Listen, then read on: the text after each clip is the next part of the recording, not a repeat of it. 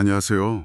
오늘 저희는 트럼프 행정부 시절의 그 주요 정책들, 특히 관세랑 이민 정책, 이걸 중심으로 당신이 보내주신 자료들 좀 깊이 있게 들여다보려고 합니다. 네. 기사도 있고 연구 보고서 또 영상 분석까지 다양한 자료들이 있는데 이걸 통해서 정책의 원래 의도랑 실제 결과가 어떻게 달랐는지 또 그 과정에서 어떤 논쟁들이 있었는지 한번 같이 파헤쳐 보시죠. 네, 좋습니다. 오늘 저희 목표는 이 복잡한 정책들의 그 핵심 내용, 그리고 그 배경을 좀 파악해 보고요. 이게 또 경제, 사회, 국제관계에 미친 영향이 한두 가지가 아니거든요. 그렇죠. 다층적이죠. 네, 그래서 당신께서 주신 자료들에 담긴 그 다양한 시각들, 또 논쟁점들을 좀 균형 있게 전달해서 당신께서 이 사안을 좀 더 종합적으로 이해하실 수 있도록 돕는 데 있습니다. 좋습니다. 그럼 먼저 트럼프 행정부 정책의 거의 대명사처럼 여겨졌던 그 관세 이야기부터 시작해 볼까요? 네, 그게 좋겠네요. 이게 표면적으로는 무역 적자 줄이고 미국 제조업 살리겠다 이런 명분이었는데 근데 실제 트럼프 일기 때 보면 무역 적자가 오히려 늘었다 이런 분석도 있더라고요. 맞아요. 그런 분석이 있었죠. 그렇다면 이 강력한 관세 정책 뒤에는 대체 어떤 계산이 깔려 있었을까요? 자료들을 통해 그 속내를 좀 들여다보죠. 네, 말씀하신 대로 이게 단순한 경제 논리, 이것만으로는 설명하기 좀 어려운 부분들이 많습니다. 네, 자료들을 이렇게 쭉 종합해보면요. 정치적인 거, 또 재정적인 거, 그리고 지정학적인 요인들까지 이게 아주 복합적으로 작용한 걸로 보입니다. 아 복합적이군요. 우선 정치적으로 보면 그 2016년도 대선 때 승리의 발판이었던 러스트벨트 지역 있잖아요. 네, 제조업 중심 지역. 네, 거기 제조업 노동자들 지지를 계속 유지하려는 계산이 아주 뚜렷해 보입니다. TBNDNT나 디글 클래식 같은 영상 분석 자료에서도 지적하듯이 미국 제조업 부활시킨다, 일자리 만든다, 이 약속이 이 핵심 지지층을 딱 결집시키는 아주 강력한 메시지였던 거죠. 그렇죠. 표심을 잡으려는. 네. 그리고 또 2026년 중간선거 앞두고 이분들한테 뭔가 확실한 성과를 보여줘야 한다. 그런 의도도 깔려 있었을 거고요. 정치적 계산 말고 그럼 재정적인 측면도 주요하게 작용한 것 같군요. 아, 물론이죠. 미국 국가 부채가 이게 지난 10년 사이에 거의 2배로 늘어서 37조 달러를 넘었다. 이거 정말 심각한 상황이잖아요. 맞습니다. 그 YPN 같은 여러 보도에서도 계속 지적된 문제죠. 연합뉴스 경제TV 분석처럼 이게 사상 최대 수준의 무역 적자랑 재정 적자, 그러니까 이른바 쌍둥이 적자 문제가 점점 심각해지니까 관세 수입으로 이걸 좀 해결해 보려는 시도가 있었던 겁니다. 아, 관세 수입으로 메우려고? 네. 트럼프 1기 행정부 때 감세 정책을 폈는데 이게 예상과는 다르게 세수 증대로 이어지지 못하고 오히려 재정 적자만 키웠거든요. 네, 그랬죠. 그러니까 2기 행정부 들어서는 관세 수입 늘리고 또 경기 부양시키면 재정 적자를 상쇄할 수 있다. 이런 논리를 편 거죠. 동시에 정부 지출도 확 줄이라는 계획도 같이 진행됐고요. 아, 지출 삭감도요? 네, 그 TBND, DNT 자료에 나온 것처럼 정부 효율부, DOE라고 하죠. 거기 주도로 연방 공무원 20만 명 이상 해고하고 이렇게 해서 2026년까지 재정 적자를 1조 달러 줄이겠다. 이런 목표까지 세웠더라고요. 와, 20만 명이면 엄청난데요? 그리고 또 빼놓을 수 없는 게 바로 그 중국 견제 의도 아니겠습니까? 그렇죠. 아주 중요하죠. 무역 적자의 삼량 부분이 중국과의 교역에서 나온다는 인식, 그리고 또 기술 패권 경쟁, 이것도 점점 심해지고 있었고요. 맞습니다. 트럼프 행정부는 미국의 그 막대한 대중 무역 적자가 국내 제조업 일자리 감소의 주범이다. 이렇게 딱 지목을 했어요. 네. 더 나아가서는 반도체나 AI 같은 첨단 기술 분야에서 중국이 막 빠르게 추격해 오니까 이걸 견제하려는 그런 전략적인 목표도 아주 분명했습니다. 중국 R&D 투자가 막 늘어나는 상황에서 미국은 스타게이트 프로젝트 같은 대규모 AI 인프라 투자 계획 발표하면서 기술 경쟁에 나섰던 거고요. 기술 경제. 뿐만 아니라 트럼프 대통령은 꽤 오래전부터 중국을 그냥 단순한 무역 파트너가 아니라 안보 위협으로 봤어요. 와, 안보 위협으로요? 네, 산업 스파이 문제라던가 아니면 틱톡 통해서 개인정보 빼간다 이런 우려를 계속 제기해왔던 게 바로 그 증거죠. 이렇게 여러 목표를 가지고 추진된 관세 정책인데 정작 그 실제 효과에 대해서는 전문가들 비판이 엄청 거셌잖아요. 네, 그랬죠. 오히려 경제에 좀 부정적인 영향을 미쳤다 이런 분석이 많은데 구체적으로 어떤 문제점들이 지적됐었나요? 가장 큰 비판은 역시 그 경제적 합리성이 부족하다. 이 점이었어요. 가디언즈에 실렸던 그 조르디 구알 전 카이사뱅크 회장 말처럼 경제적 관점에서 이건 말이 안 된다. 이런 평가가 나왔고요. 말이 안 된다. 네. 그리고 이게 1930년대 대공황 이후로 최악의 보호무역주의로 돌아가는 거 아니냐 이런 우려도 엄청 컸습니다. 옥스퍼드 이코노믹스 같은 기관에서는 이런 관세 전쟁이 세계 경제 성장률을 크게 떨어뜨릴 수 있다. 이렇게 경고하기도 했고요. 세계 경제에도 영향을 미치는군요. 그렇죠. 미국 내부적으로는 당장 수입품 가격이 오르니까 소비자들이 피해를 보고 기업들은 생산 비용 늘어나서 이익 줄어들고 이게 결국에는 법인세 수입 감소로 이어져서 재정에도 안 좋은 영향을 줄 수 있다. 이런 악순환의 고리가 지적됐던 거죠. 실제 지표 같은 걸로도 좀 나타났었나요?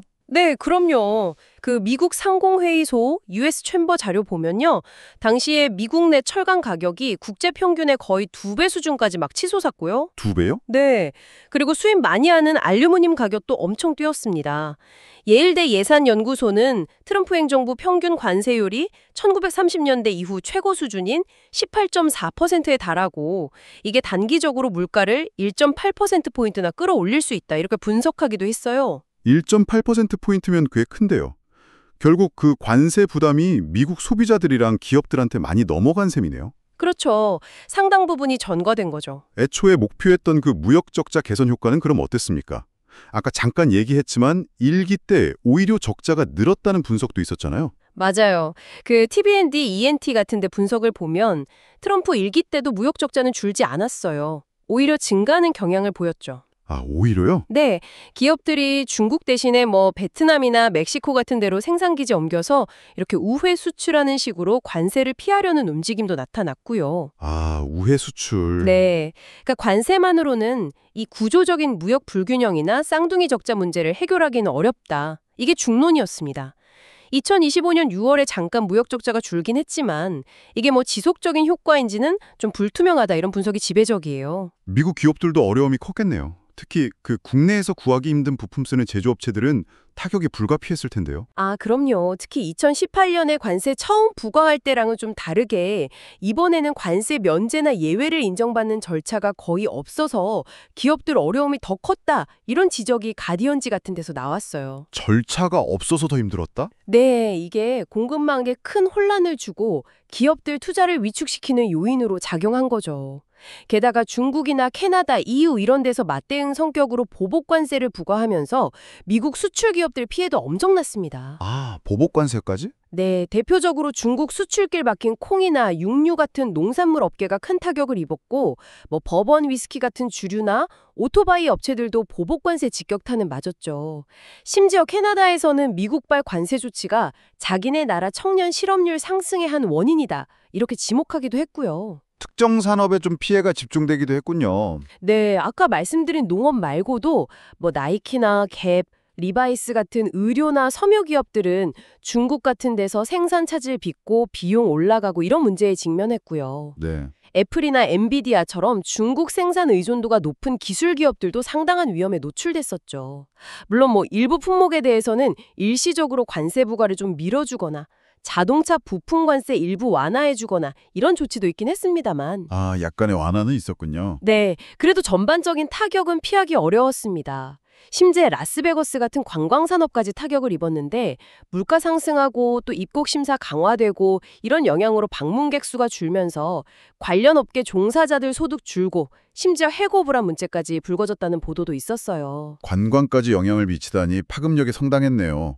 자, 관세 문제에 이어서 또 다른 아주 뜨거운 감자였죠. 이민 정책으로 넘어가 보겠습니다.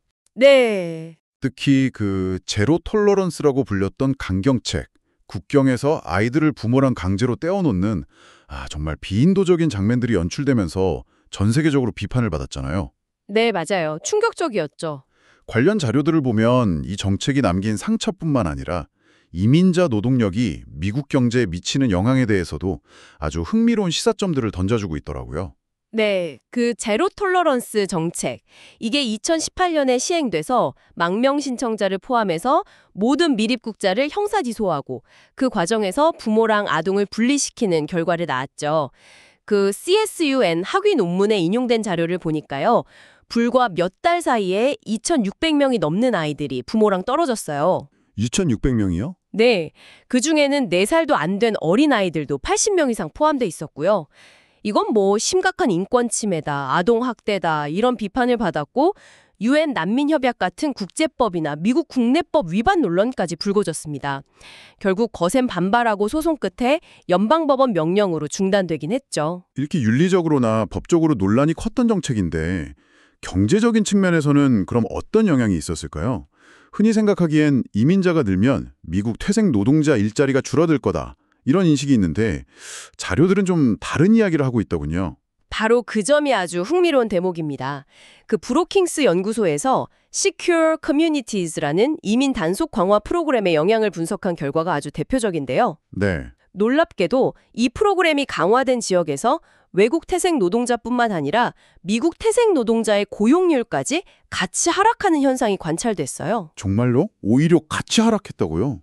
그건 좀 의외인데요? 왜 그런 결과가 나온 걸까요? 이 연구는요, 이민 노동자하고 미국 퇴색 노동자가 서로 일자리를 놓고 막 경쟁하는 그런 대체 관계라기보다는 오히려 서로 다른 역할을 하면서 보완하는 관계일 가능성이 높다는 걸 시사합니다. 아, 보완 관계다? 네. 자료들을 보면 이민 노동자들은 주로 뭐 건설, 요리, 농업 아니면 가사도우미나 돌봄 노동 같은 특정 직종에 좀 집중하는 경향이 있고요. 미국 퇴색 노동자들은 관리직이나 다른 서비스 직종에 더 많이 종사하는 경향이 나타나요. 아, 하는 일이 좀 다르군요. 그렇죠. 그러니까 예를 들어 건설 현장에 이민 노동자가 줄어들면 그분들을 관리 감독하는 미국 태생 건설 관리자의 일자리 역시 영향을 받을 수 있다는 거죠.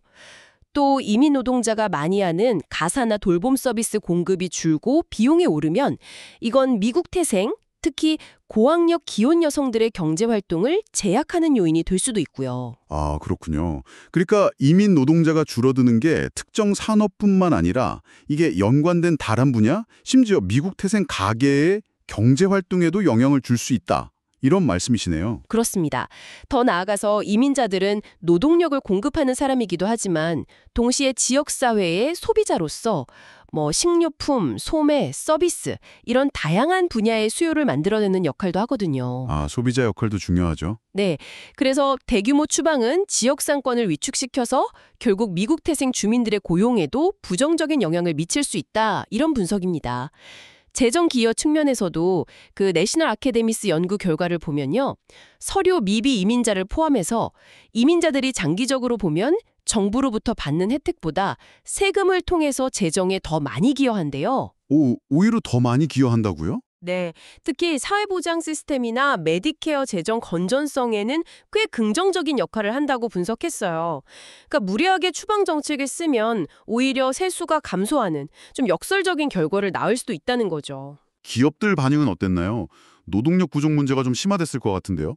네, 맞아요. 실제로 농업이나 서비스업 분야를 중심으로 노동력 부족에 대한 우려가 컸습니다.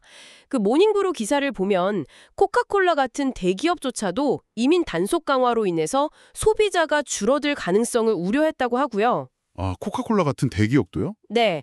그리고 흥미로운 점은 트럼프 대통령 본인도 공개 속상해서 이민 단속 강화가 농업이나 서비스업에 미치는 부정적인 영향을 인정하는 듯한 그런 발언을 한 적이 있다는 겁니다. 이런 강경한 이민 정책에 대해서 미국 내 여론은 어땠는지도 좀 궁금한데요. 퓨 리서치 센터 조사 결과를 보니까 의견이 꽤 나뉘는 것 같더라고요. 네, 맞아요. 전반적으로 보면 트럼프 행정부의 이민 정책 접근 방식에 대해서 부정적인 여론, 그러니까 반대가 47% 정도로 긍정적인 여론, 찬성 42%보다 약간 높게 나타났습니다. 약간 높군요. 네. 특히 망명 신청 중단한다거나 60% 반대, 임시보호 신분 TPS라고 하죠. 그거 종료하는 거 59% 반대, 아니면 이민세관 단속국 ICE의 직장 단속 강화 54% 반대 같은 구체적인 강경 조치에 대해서는 반대 여론이 더 우세했어요. 강경책에는 반대가 많았네요. 그렇죠. 다만 지역 경찰이 추방에 협조하는 문제나 아니면 자발적으로 출국하는 이민자한테 지원금 주는 거 이런 사안에 대해서는 찬반 의견이 거의 팽팽하게 맞섰습니다. 아, 그건 팽팽했군요. 네. 한 가지 좀 눈에 띄는 점은요. 멕시코 국경에 장벽 건설하는 거 있잖아요. 네, 장벽 건설. 그거에 대한 지지율은 2019년에 46%였는데 56%로 오히려 상승했다는 점입니다. 공화당 지지층은 거의 압도적으로 지지하고 88%, 민주당 지지층 내에서도 지지율이 조금 올랐어요. 14%에서 27%로. 아, 장벽 지지율은 올랐군요. 흥미롭네요. 관세와 이민 정책 모두 그 의도했던 목표와는 좀 다른 결과를 낳거나 예상치 못한 부작용을 동반한 측면이 있군요. 네, 그렇습니다. 이러한 정책들이 추진된 더 큰 배경에는 미국의 그 심각한 재정 문제 그리고 달러의 국제적 위상에 대한 고민도 깔려 있다는 분석이 있습니다.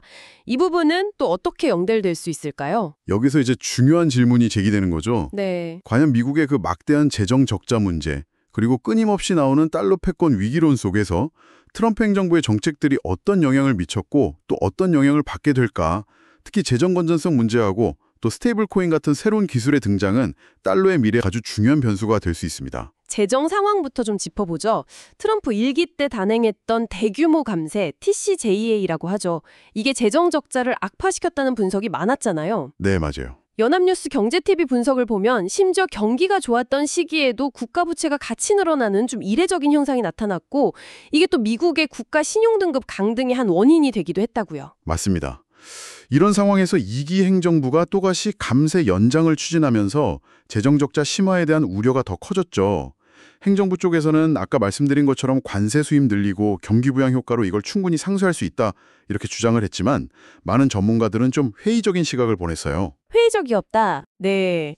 메메틴 연구소 같은 곳의 분석처럼 관세 수입만으로는 연간 거의 2조 달러에 육박하는 이 천문학적인 재정 적자를 메우기에는 턱없이 부족하다. 이런 비판이 제기됐죠. 2조 달러 적자인데 관세 수입만으론 부족하다? 네. 게다가 사회보장이나 메디케어 같은 주요 복지 지출은 관세 수입하고는 별개 재원으로 운영되거든요. 그러니까 관세로 이 문제를 해결한다는 발상 자체가 좀 한계가 있다. 이런 지적도 있었고요. 지속적인 재정 적자하고 국가 부채 증가는 결국 달러의 가치 또 그 위상에도 영향을 미치지 않을까요? 장기적으로는 분명히 그렇습니다. 국가의 재정 건전성이라는 게 그 나라 화폐에 대한 국제적인 신뢰도의 기반이니까요. 그렇죠. 물론 단기적으로는 달러 가치가 좀 떨어지는 약달러 현상이 미국의 수출 경쟁력을 높여서 무역 적자 개선에 도움이 될 수도 있기 때문에 트럼프 행정부가 내심 약달러를 선호할 수도 있다. 이런 분석도 있긴 했습니다. 약달러를 선호할 수도 있다. 네. 하지만 지나친 달러 약세는 기축통화로서의 달러 패권 자체를 흔들 수 있는 양날의 검인 거죠. 달러 패권은 오랫동안 미국의 힘의 원천이었는데 최근 들어서 좀 도전 요인이 많아지는 것 같아요. 그렇습니다. 역사적으로 보면 미국은 브레튼 우즈 체제, 마셜 플랜, 그리고 올 쇼크 이후에 사우디랑 합의해서 만든 페트로달러 시스템 이런 것들을 통해서 달러의 국제적인 사용을 계속 늘리고 패권을 공고히 해왔잖아요. 네, 그렇죠. 하지만 최근에는 중국 위안화의 부상, 예를 들어 페트로 위안 시도라던가 1대1로에서 위안화 사용 늘리는 거, 또 유로화의 안정적인 지위, 그리고 미국의 국제적 리더십에 대한 어떤 의구심 이런 것들이 커지면서 달러의 미래에 대한 논쟁이 아주 뜨거워지고 있습니다. 달러의 미래? 이를 달러한테 넘겨줬던 그 역사적 사례를 좀 되돌아보게 되는 시점인 거죠. 이런 상황에서 스테이블 코인 같은 새로운 기술의 등장은 어떤 변수가 될 수 있을까요? 이게 달러 패권의 위협이 될까요? 아니면 오히려 기회가 될까요? 이게 흥미롭게도 양면적인 분석이 다 존재합니다. 연합뉴스 경제TV 분석을 보면요. 달러의 가치가 딱 연동된 스테이블 코인이 국경간 결제 시스템에서 널리 사용되거나 아니면 은행 인프라가 좀 부족한 개발도상국에서 금융 접근성을 높이는 데 활용된다면 오히려 달러의 사용 범위가 더 넓어지고 위안화 같은 경쟁 통화를 견제하면서 달러 패권을 더 강화하는 결과로 이어질 수도 있다. 이런 시각이에요. 오히려 강화될 수도 있다. 네. 하지만 위험 요인도 있지 않습니까? 물론이죠. 민간 기업들이 발행하는 스테이블 코인에 대한 규제가 제대로 마련되지 않으면 과거 1800년대 미국에서 여러 은행들이 막 생겨나서 각기 다른 화폐를 발행했던 그 자유은행 시대처럼 금융시장에 혼란이 올 수도 있어요. 자유은행 시대처럼요? 네, 중앙은행의 통화정책 결정권이 약화될 수도 있고 국경 간 자본 이동이 훨씬 쉬워지면서 특정 국가로 자금이 막 급격하게 쏠리거나 빠져나가는 현상이 심화돼서 금융시장 변동성을 키울 위험도 있고요. 따라서 이 스테이블 코인의 혁신성을 살리면서도 안정성을 확보하기 위한 적절한 규제와 감독 체계 마련이 필수적이다. 이런 지적이 제기됩니다. 규제가 중요하군요. 네. 현재로서는 스테이블 코인이 기존의 법정 화폐를 완전히 대체한다기보다는 그 사용성을 좀 보완하고 확장하는 새로운 금융 도구로 기능할 것이다. 이런 전망이 좀 더 우세합니다. 결국 이런 정책들은 법정으로까지 이어졌는데요. 특히 관세 정책은 법원에서 그 법적 근거 자체를 의심받는 상황에 처했더라고요. 행정부의 강력한 정책 추진이 사법부의 제동에 딱 부딪힌 셈인데 구체적으로 어떤 판결이 나왔고 그 이유는 뭐였나요? 네, 그 미국 국제무역법원 CIT하고 그 항소심을 맡은 연방 순회항소법원에서 트럼프 행정부가 부과했던 주요 관세 조치들, 예를 들면 뭐 불법 이민이나 펜타닐 문제랑 연계해서 부과한 관세라던가 아니면 모든 수입품에 일률적으로 부과하려 했던 보편관세, 또 상대국 관세율에 맞춰서 부과하는 상호관세, 이런 것들이 위법하다 이렇게 판결을 내렸습니다. 위법하다. 네. 핵심 쟁점은 미국 헌법상 의회 고유의 권한인 입법권. 여기서는 이제 관세 부과권이죠. 이걸 행정부 수반인 대통령이 어디까지 행사할 수 있느냐 이 문제였습니다. 법원은 왜 대통령의 관세 부과가 위법하다고 판단한 건가요? 그 근거가 궁금한데요. 법원의 논리는 크게 한 3가지 정도로 볼 수 있습니다. 첫째는 대통령이 관세 부과의 근거로 삼은 법이 국제비상경제수권법이라는 건데요. 이 법은 해외로부터 오는 이례적이고 특별한 위협에 대응하기 위한 비상조치법이에요. 비상조치법. 네. 그런데 법원은 미국의 만성적인 무역적자 문제는 이런 비상 상황에 해당하지 않는다 이렇게 판단했습니다. 둘째는 설령 비상 상황 선포가 정당하다고 쳐도 이 법 IEPA를 근거로 거의 모든 수입품에 광범위하게 관세를 부과한 것은 의회가 법률을 통해 대통령에게 위임한 권한의 범위를 넘어선 행위다 이렇게 봤어요. 권한 남용이다. 그렇죠. 이게 행정부가 의회의 입법권을 침해해서는 안 된다는 헌법상의 원칙, 뭐 비위임 원칙이나 중요 문제 원칙이라고 했는데 여기에 어긋난다는 거죠. 쉽게 말하면 의회가 주지도하는 백지수표를 대통령이 쓰려고 했다. 이런 겁니다. 백지수표 비유가 확 와닿네요. 네, 그리고 셋째는 만약에 무역적자 해소가 진짜 목적이었다면 굳이 비상사태를 선포하지 않고도 기존의 다른 무역 관련 법률, 무역법 122조 같은 걸로 제한적인 범위 내에서 관세를 조정할 수 있는 방법이 있었다는 점도 지적했어요. 행정부 입장에서는 상당히 뼈아픈 판결이었겠네요. 어떻게 대응했습니까? 백악관은 판결을 사법 푸데타다 이러면서 맹비난하고 즉각 항소했습니다. 현재 1심 판결의 효력은 항소심 진행 중이라서 일시적으로 중지된 상태고요. 효력은 중지 상태군요. 네, 심지어 법원을 향해서 판결을 뒤집지 않으면 대공황이 올 수도 있다는 식의 아주 강한 압박성 발언까지 내놓았죠. 와, 대공황이라니. 행정부로서는 아마 과거 1971년에 닉슨 행정부 시절에 유사한 법 TWEA를 근거로 모든 수입품에 10% 관세를 부과했던 조치가 법원에서 합법 판결을 받은 사례가 있거든요. 거기에 좀 기대를 걸고 있을 수 있습니다. 대법원까지 사건이 올라가면 이 판례를 근거로 방어에 나설 가능성이 있죠. 과거 판례가 있군요. 네, 다만 그 닉슨 시대의 법 TWEA는 이후에 남용 우려 때문에 현재 IEPA로 대체되면서 요건이 좀 더 엄격해졌다는 차이점은 있습니다. 결국 최종 판단은 연방 대법원의 몫으로 넘어갈 가능성이 크군요. 네, 그럴 가능성이 높죠. 대법원의 정치적 성향, 보수 우위라고 하죠. 그것도 변수가 될 수 있겠지만 법리적인 쟁점 자체가 워낙 중요해서 결과를 예단하기는 좀 어려워 보입니다.